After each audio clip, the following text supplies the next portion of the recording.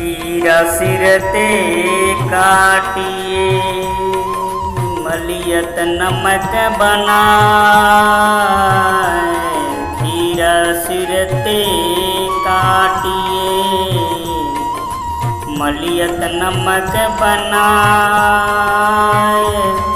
रही मन करुए मुखन को चाहियत इहे सजाए। रही माँ चाहियत इहे सजाए। खीरे को मुख से काटकर उस पर नमक लगाकर घिसा जाता है। रहीम कवि जी कहते हैं कि कटुवासी व्यक्ति की यही सजा है, अर्थात जैसे खीरे का कड़वापन निकालने के लिए उसे मुख से काटकर नमक लगाकर घिसते हैं, उसी प्रकार कड़वा बोलने वाले मनुष्य को भी दंड देना आवश्यक होता है। गरज अपनी आप सो रही मन कहीं न जाए। गरज अपनी आप सो रही मन कहीं न जाए। जैसे कुल की कुलवधू पर घर जात ल जाए। रही माँ पर घर जात ल जाए। अपनी जरूरत अपने मुँह से बताई नहीं जाती। रहीम कवि जी कहते हैं कि अपनी आवश्यकता के किसी से वर्णित नहीं की जा सकती। जैसे कुलीन वंश की कुलवधू पराये घर में जाने से लज्जा का अनुभव करती है। कहने का अर्थ यह है कि सज्जन को यदि किसी वस्तु की आवश्यकता पड़ जाती है तो उसे अपने मुंह से बताने में इस तरह शर्म आती है जैसे उच्च कुल की स्त्री को दूसरे के घर जाने में शर्म आती है।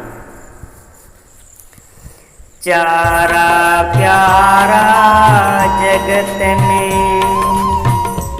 छाला हित कर ले। चारा प्यारा जगत में छाला हित कर ले। क्यों रही मैं आटा लगे त्यों मृदंड स्वर दे। रही माँ क्यों मृदंड स्वर दे। स्वयं परिश्रम करके पाया हुआ भोजन हितकारी होता है। भोजन की यह विश्व में सबको प्यारा है, अतः दूसरों की भूख के लिए कष्ट सहन करना चाहिए।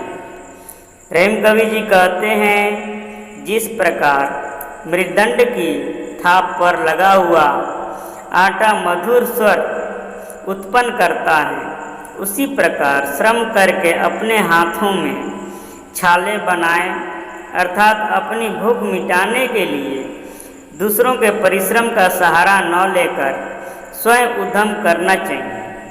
स्वयं मेहनत करने के बाद जो अन्न मिलता है उसे खाने से अलग प्रकार का ही आनंद अनुभव होता है।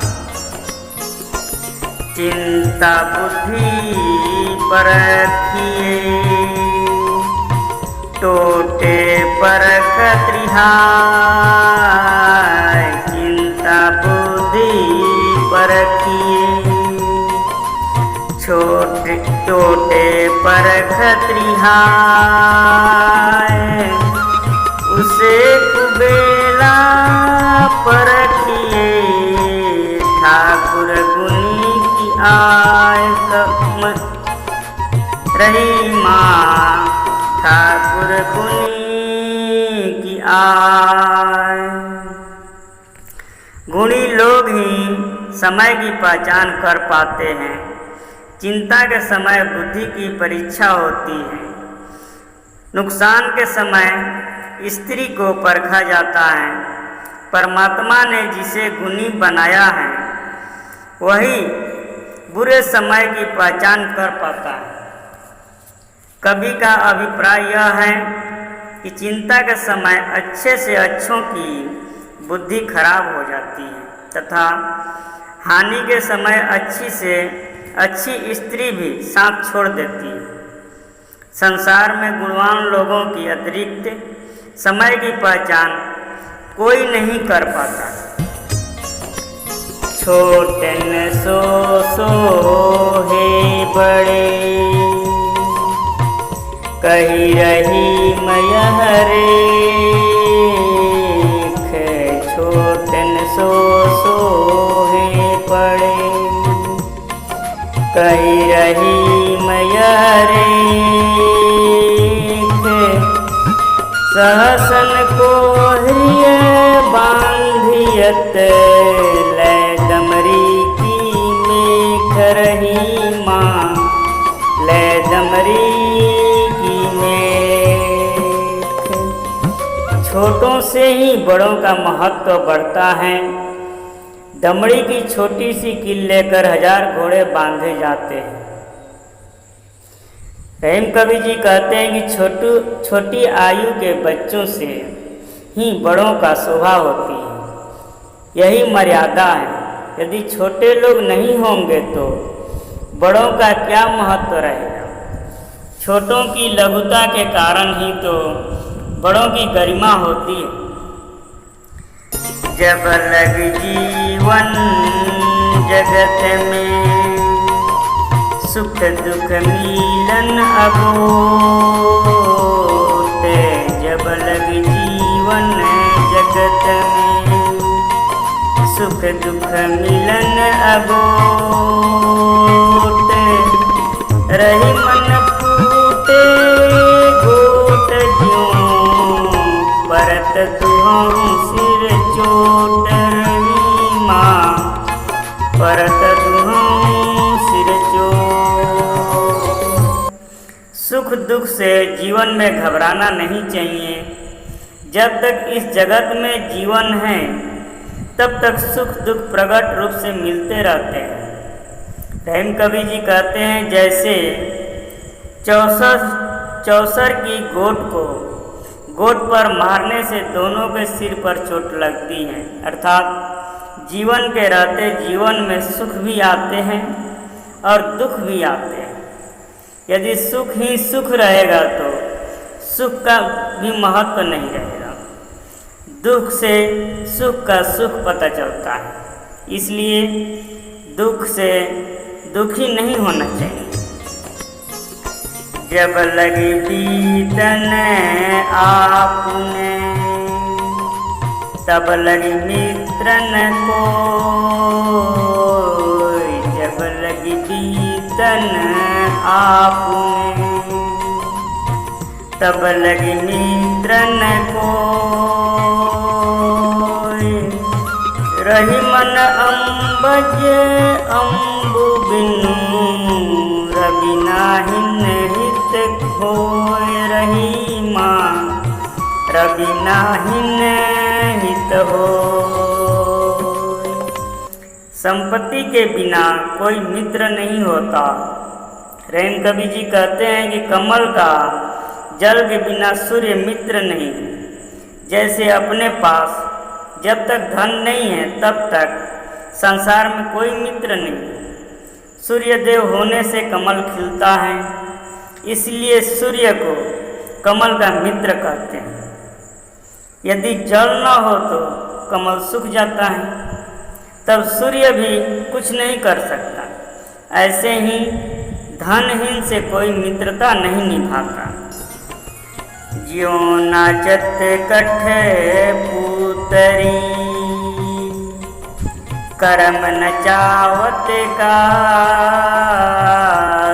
ज्यों नाचत कठ पूतरी, करम नचावत गात। अपने हाथ रही मैं ज्यों नहीं, आपने हाथ रही माँ नहीं आपने हाथ।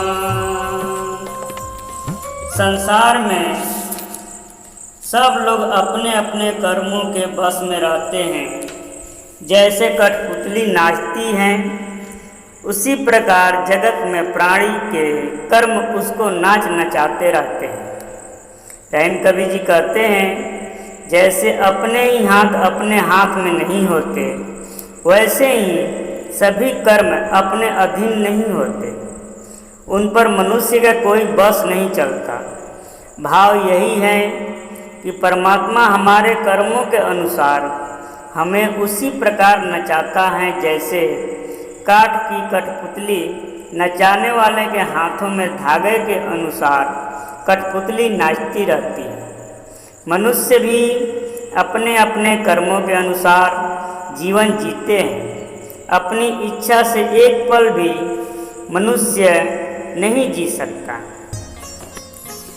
जलहि मिलाय रहीम ज्यों, कियो आप समझीरे। जलहि मिलाय रहीम ज्यों, कियो आप समझीरे। अंग वही आप ही आप, क्यों सकल आँच की भीर रही माँ, सकल आँच की भीर। मानव का शरीर क्षणभंगुर होता है।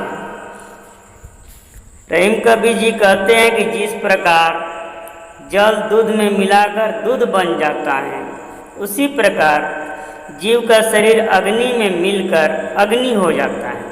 कहने का अर्थ यह है, जैसे दूध में मिलकर पानी नहीं रहता, दूध ही बन जाता है, वैसे ही आग से मिलकर मानव तन आग ही बन जाता है। अतः इस शरीर का मोह उचित नहीं है।